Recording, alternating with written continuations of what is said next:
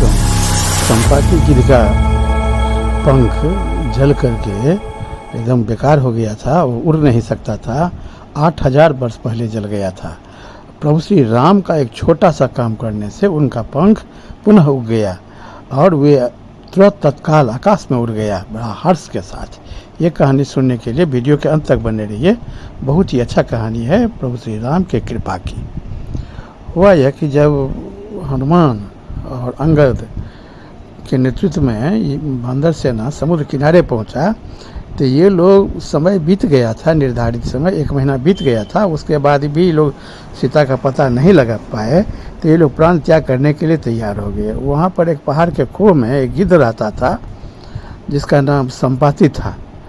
वहाँ पर ये लोग जब बैठ गए कि अब हम लोग बिना अंजल ग्रहण किए हुए अपना अपना प्राण त्याग देंगे, तो संपाति गिद्ध बहुत प्रसन्न हुआ कि अब हमको आहार मिलेगा। तो ये लोग आपस में बोलने लगे कि एक जटायु नाम का गिद्ध था कि प्रभु श्री राम का काम करने के लिए अपना प्राण न्यौछावर कर दिया। कि ये भी गिद्ध है कि चाहता है कि जल्दी से हम लोग मर जाएं और हम लोगों को खा जाएगा, तो इसमें हमारा ही उपकार होगा। क्योंकि प्रभु राम का पर में जटायु गिद्ध का बहुत उपकार है, गिद्ध जात का उपकार है राम पर में, तो वह तो कुछ बोझ हल्का होगा। इसलिए अच्छा होगा कि यह गिद्ध हम लोगों को खा जाए।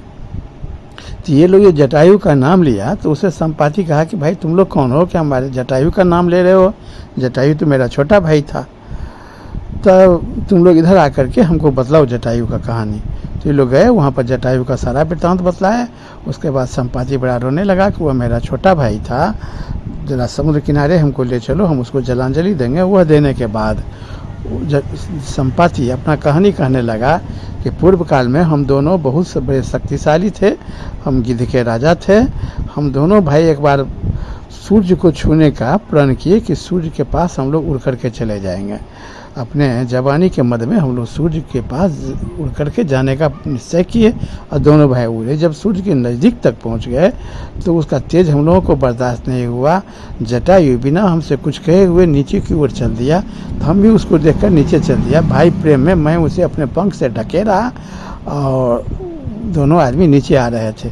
तो वह तो बच गया कि हमारा दोनों पंख एकदम जल करके राख हो गया। वहाँ से हम यहाँ पर आकर के गिर गए, हम विंध्य पर्वत पर गिरे और जटायु हमको लगा है कि वह दंडकारण्य में गिरा। तो दोनों यहाँ पर गिरे पड़े हुए थे। तो एक इस वन में हम जहाँ पर गिरे हैं, यहाँ पर निशाकर नाम के ऋषि थे जो बहुत ही सिद्ध ऋषि थे। एक दिन हमारा बहुत इच्छा हुआ कि उनसे मैं मिलूं, तो हम किसी तरह से पंख तो था नहीं, चलते चलते उनके पास तक पहुँचे। उन्हें देखकर वो हमको पूछे कि क्या हुआ है तुमको? तो मैंने अपना सारा वृत्तांत बताया। तो उन्होंने कहे कि तुम्हारा पंख इसलिए जल गया है कि तुम राम के काम आ सको, और जिस दिन तुम राम का एक छोटा सा काम कर दोगे उसके बाद तुम्हारा पंख तुरंत पुनः पूर्ववत हो जाएगा। तुमको राम के कार्य के लिए ही यहाँ पर स्थिर रूप से रहने का आदेश मिला है और जिंदा रहो, तुम यहीं पर रहो और जिंदा रहो और राम का एक छोटा सा काम तुमसे करना है। तो वह पूछा कि कैसे? तो उन्होंने ऋषि ने बतलाया है कि राम दशरथ के पुत्र राम होंगे और वे बहुत प्रतापी होंगे। वे देवता के कार्य करने के लिए पृथ्वी पर जन्म लेंगे, उनकी वे जन्म स्थान में रहेंगे। उनकी पत्नी को रावण हर करके ले जाएगा और उनका दूत बंदर सेना यहाँ पर खोजते हुए आवेगा। तुम उस बंदर सेना को सीता का रावण का पता बताना, उसके बाद तुम्हें पुनः वह पंख उगाएगा। तुम उसके बाद उड़ करके चले जाओगे। तब तक तुम कहीं इधर उधर नहीं चला जाओ जब तक वे लोग खोजने आवेगा। इसीलिए तुम्हारा पंख जल गया है, तुम यहीं पर स्थिर रहो और राम के कार्य की प्रतीक्षा करो। 8000 वर्ष बीतने के बाद जब राम का सेना वहाँ पर पहुँचा तो जब परिचय हुई तो जटायु ने बतलाया कि देखिए हमारा गिद्ध दृष्टि है जो अपार होता है, मैं यहीं से देख रहा हूँ। ये रावण सीता को ले गया है और वो अपने अशोक वाटिका में एक वृक्ष के नीचे सीता को रखे हुए है।